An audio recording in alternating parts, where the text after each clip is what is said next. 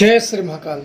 जीवन में तांत्रिक साधनाओं के बहुत ही विचित्र अनुभव होते हैं और जो तांत्रिक साधनाओं में रत रहते हैं उनके जीवन में अनेकों ऐसी घटनाएं घटती हैं। आज मैं अपने जीवन की एक प्रेत सिद्धि के बारे में आप लोगों को अनुभव बताऊंगा, जो कि जब मैंने उस साधना करवाते समय वो फील किया था, क्योंकि मैंने भी प्रेत कई प्रकार की सिद्धियां और विधानों द्वारा मैंने किया हुआ है और मैं हर चीज़ की जानकारियों में मैं अलग अलग जगह पे अलग अलग सिद्धि, चाहे हनुमान जी हो, माँ काली हो, काल भैरव हो, वीर हो, मसान हो या भवानियाँ हो या मोहनी हो, मैंने हर तरीके की साधनाओं को किया हुआ है और आजमाया हुआ है। और साधकों को करना भी चाहिए, क्योंकि साधक को हर चीज़ों के बारे में नॉलेज रहनी चाहिए। हिंदू और मुस्लिम दोनों प्रकार की साधनाओं को मैंने आजमाया हुआ है और किया है, और साधकों को करना भी चाहिए, क्योंकि उनका काम होता है कि शक्तियों को जानना।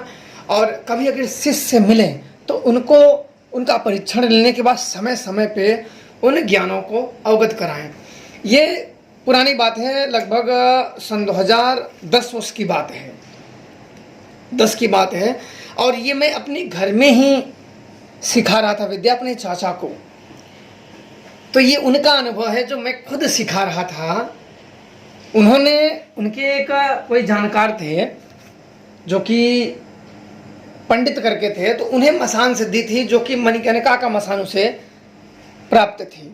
अब उन्होंने क्या किया था कि मेरे चाचा को वहाँ का मसान इनको दे दिया था, और इनका ये कहना था कि मुझे वहाँ गए थे, वो भी अच्छे पहुँचे हुए थे, मेरी कभी भेंट नहीं हुई, मैं ज़्यादा कभी सामने सामने मैंने देखा भी नहीं, अब आज तक भी मैंने नहीं देखा।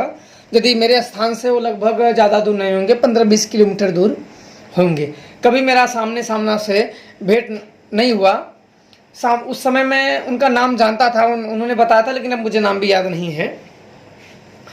तो उन्होंने उनको मणिकर्णिका घाट का मसान दिया था कुछ क्रिया करने के लिए। तो मसान होता है एक सीमा में बंधा होता है, और मसान को अन्य अन्य पद्धति द्वारा जगाया जाता है, जो कि एक सिद्ध गुरु के मार्गदर्शन में, जिसने मसानी साधनाएं कर रखी हो, जिसमें मसानी क्रियाओं का ज्ञान हो, वही यह करा सकता है। अन्यथा मसान सिद्ध करने के छोड़ो, मसान जगा भी नहीं सकते हो।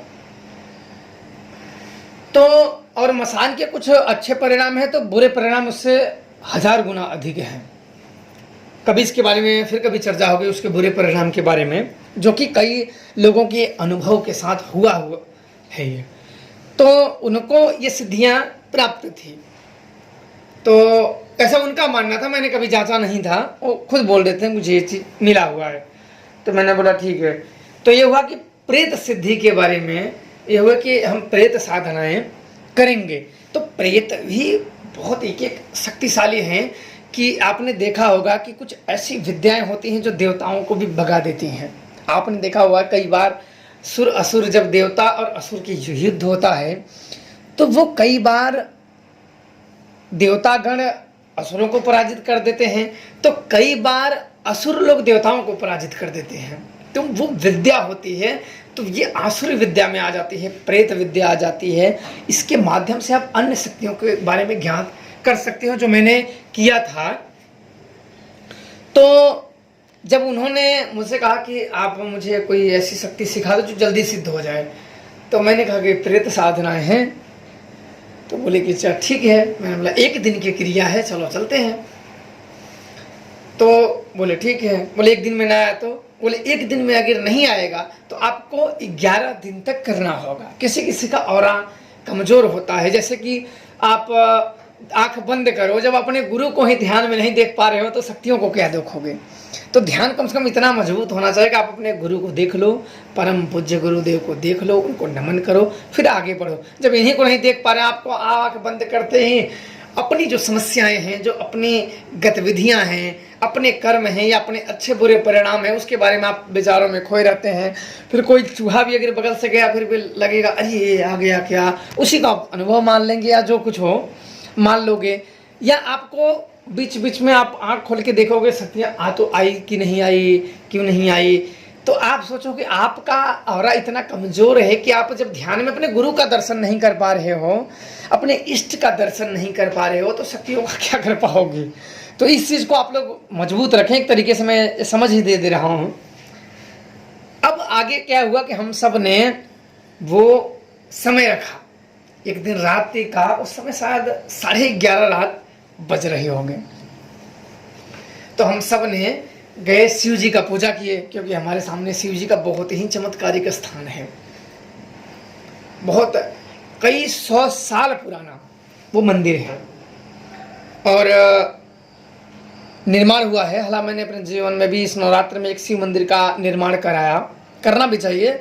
पुजारियों को, साधकों को ऐसा होना चाहिए कि भगवान की जो महिमा गुणगान है उसको बढ़ना चाहिए। तो मैंने वही सोच के एक शिष्य को मैंने कहा, तो उसने भगवान शिव के मंदिर का निर्माण कराया। तो हम सभी शिष्य वहाँ गए भी थे, रुके भी थे, सब कुछ भंडारा हुआ था। दुर्गा नवरात्रि के 7वें के दिन शिव मंदिर का निर्माण हुआ था, उसकी एक अलग कहानी है।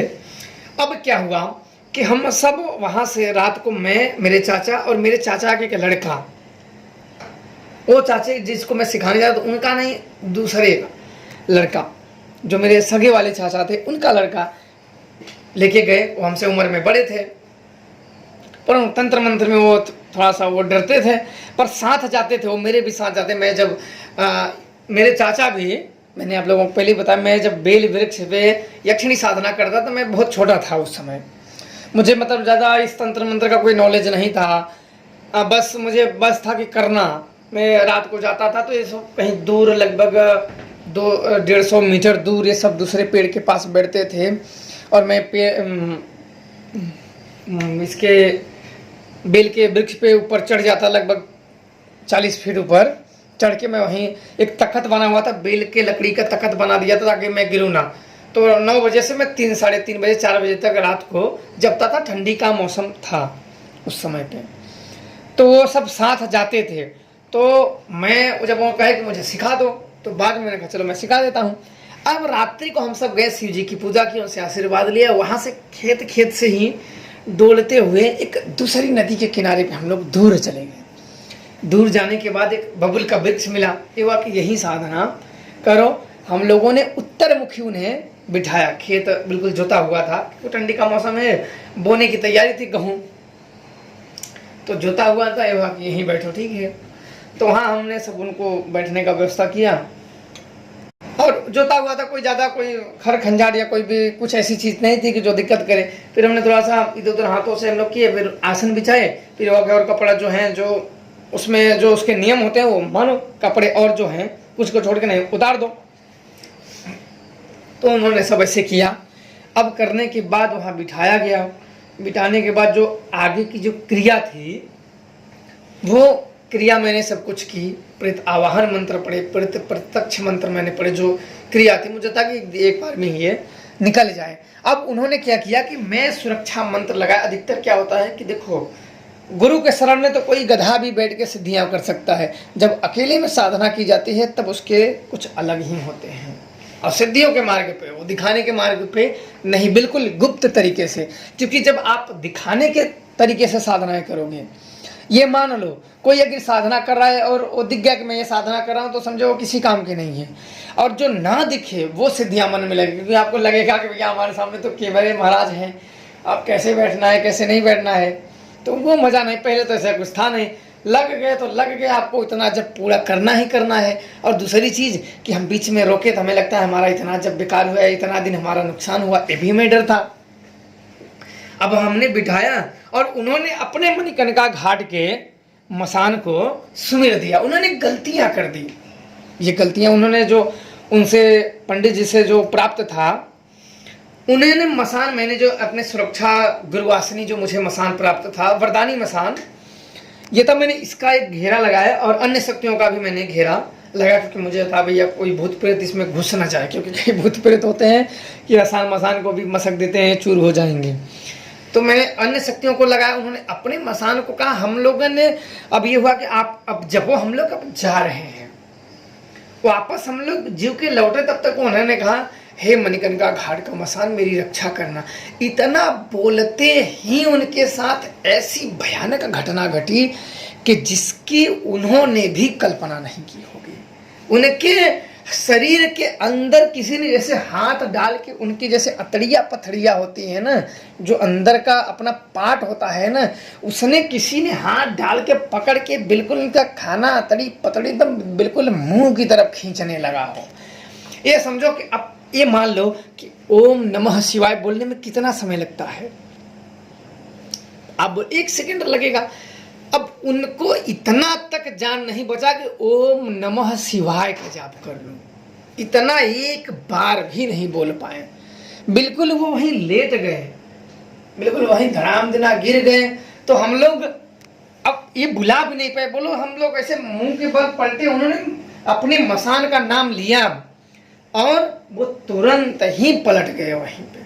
और थोड़ा दूर, अब हम लोगों को पता भी नहीं कि गिर गए हैं। थोड़ा दूर जाने के बाद ये हुआ कि अब थोड़ा सा देख लें कि बैठे हुए कि नहीं, देखे तो है ही नहीं। फिर हम लोग दौड़ते हुए, क्योंकि सिखाना जो होता है ना बहुत रिक्सी होता है किसी के साथ, क्योंकि नया व्यक्ति है वो किसी के सहारे बैठा हुआ है। तो ऐसी नदियों में, कब्रिस्तानों में, शमशानों में सिखाना एक बहुत ही बड़ा दुष्कर कार्य होता है। सीखने वाले को ऐसा नहीं, सीखने वाला तो डर गया मर गया, पर सिखाने वाला उसका क्या। तो उस समय हम लोग दौड़ के गए, बिल्कुल वो लौटने लगे थे, मैं दौड़ के गया, फिर मंत्र जप के घेरा काटा। घेरा काटने के बाद शक्तियों को तुरंत बुलाए, वो फिर उनको उठाए, मेरा कपड़ा वपड़ा पहन लो। क्या हुआ, बोले ऐसे ऐसे मेरी चीज़ हुई। जब ये मैंने अभी आपको पहले बताया, उनकी ऐसी ऐसी घटनाएं घटी कि बिल्कुल एकदम मरने जैसे हो गए। अब बिल्कुल हट्टा कट्टा पहलवान जैसा आदमी कि 2-2 3-3 लोग कुछ ना कर पाए। तो ये हुआ, गरीब बाप रे ऐसी चीज़ हो गई है। फिर मैंने शक्तियों को बुलाया करिए। मैं सोचा कि मुझे लगाने में तो कोई दिक्कत, क्योंकि अपने कमियों को तुरंत देखा जाता है। मैंने तुरंत बुलाया और गुरु का नाम लिया, अपने गुरु का स्मरण किया। तुरंत मैंने मसान को बुलाया, वो आया। मैंने पूछा तो उन्होंने कहा कि इसने मणिकर्णिका घाट के अपने मसान को सुमिरा और अंदर ये शक्तियाँ आने नहीं दी, उनसे युद्ध हो गया और गलती इसी की है। अपने मसान को कहा ये कोई, क्योंकि ये गुरु आसनी जो वरदानी मसान है गुरु के द्वारा, ये बहुत ही ताकतवर मसान है। एक तरीके से मसानों का राजा है ये, और सब मसान इसके अधीन आते हैं। तो मैंने समझ गया कि सब माजरा। फिर हम लोग वहाँ से समेटे। कई दिन तक तो उनका तबीयत बिल्कुल खराब रहा, फिर धीरे धीरे धीरे धीरे उनका सुधार आया। प्रीत सिद्धि भी नहीं हुई, वो क्रिया भी वहीं रुक गई, और आज तक फिर मैंने किसी को कराया ही नहीं वहीं पे रुक गई। ये हुआ कि अब उन्होंने ये साधनाएं भी फिर कभी प्रेतों के चक्करों में नहीं पड़े कि ये तो बड़े ही दुष्कर कार्य होते हैं। तो जीवन में कभी कभी कुछ गलतियों के या कुछ कमियों के कारण ऐसी घटनाएं घट जाती हैं कि जिसकी किसी ने कल्पना तक नहीं की होती है। तो आशा करता हूँ कि आप लोगों को समझ में आ गया होगा। आप लोग खुद ही बताइए कि इसमें क्या कमियां होंगी, अपने अपने राय जरूर दें। जय श्री महाकाल।